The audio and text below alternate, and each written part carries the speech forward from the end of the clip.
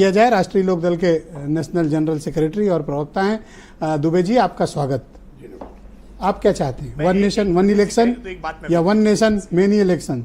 नहीं, one nation one election होना चाहिए। आप चाहते हो? हाँ, बिल्कुल चाहते हैं। जो आप क्यों नहीं चाहोगे? आप तो चाहोगे ही। नहीं, जो प्रस्ताव आज हुआ है ये जरूरी है, क्योंकि इससे खर्चा कम होगा पूरे देश में। एक व्यवस्था में चुनाव हो जाएगा और एक मुश्त आ भी जाएगा जो आना होगा, और जो है इससे फायदा होगा।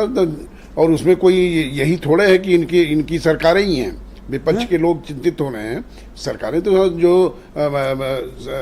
एनडीए के भी तो सरकारें हैं, वो भी तो प्रभावित होंगी।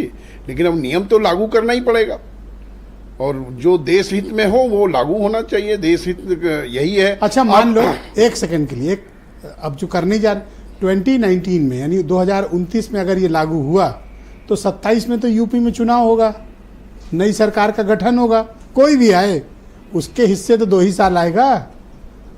ये बात समझ रहे हो कि नहीं? आप समझ रहे हो? समझ रहे हैं। देखो, केवल उत्तर प्रदेश में ही थोड़े अन्य जगहों पे भी तो क्या इसके बाद भी आपको चाहिए one nation one election? One nation one election जब प्रस्ताव आया है का 1967 अभी चर्चा हो रही थी। राकेश जी ने भी कहा, इन्होंने भी बताया कि 1967 तक लोकतंत्र नहीं था क्या? 1967 तक लगातार जो है लोकसभा और विधानसभा के चुनाव साथ में हुए, तो क्या उसमें इतनी स्ट्रेंथ है कि संविधान संशोधन कर लेंगे? इतना मैसिव नहीं है आपके पास स्ट्रेंथ? नहीं, स्ट्रेंथ तो है ही है। क्यों, बहुमत नहीं है क्या? सरकार चला रहे हैं, सामान्य बहुमत से पास कर लोगे? और भी लोग आएंगे हमारे साथ। कौन आएगा? जैसे करेंगे लोग क्या?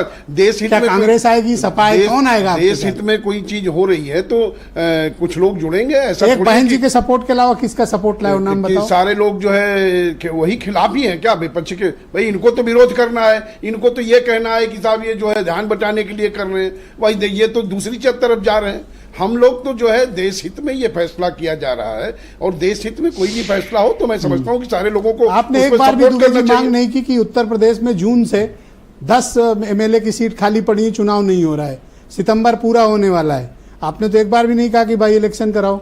नहीं, अब वो कराएंगे। कुछ स्थितियां चुनाव आयोग, या तो आपको लगता है कि इस समय आप कठिनाई में हो? नहीं, हम काहे को कठिनाई तो मांग कर लो। नहीं, कठिनाई में कहीं करो मांगा भी। नहीं, कोई कठिनाई में नहीं है। कठिनाई में ये है, इन्होंने जो है झूठ के सहारे पे लोकसभा चुनाव में कुछ सीटें हासिल कर ली थी, अब तो इनको कठिनाई है। ना, देखो, जनता के जनादेश को झूठ मत कहो। पब्लिक सुन रही है, लोगों ने वोट दिया है, आप उनको कह रहे हो कि झूठ?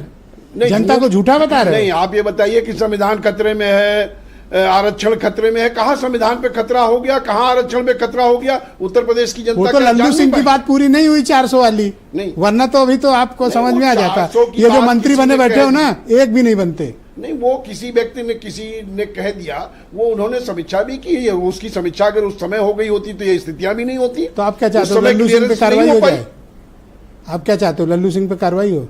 नहीं, वो अलग विषय, वो उनकी पार्टी का विषय है। ये वो बैठे हैं, राकेश जी ज्यादा बेहतर। अच्छा, यहाँ अलग अलग हो जाते हो, बाकी पे इकट्ठे रहते? नहीं, हम तो सहयोगी दल हैं। हम तो उनके साथ हैं, उनके निर्णयों के साथ हैं। जो अच्छा निर्णय करेंगे हम उसकी तारीफ करेंगे।